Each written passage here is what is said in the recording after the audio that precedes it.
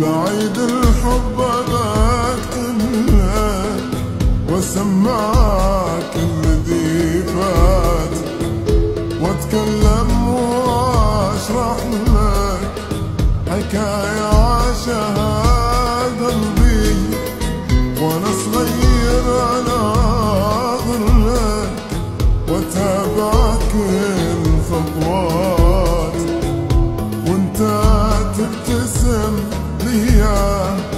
ولا تدري بمدى حبي، وكنت اتعمد النظرة عشان احباب نظرات، واتشقق من الفرحة إذا مر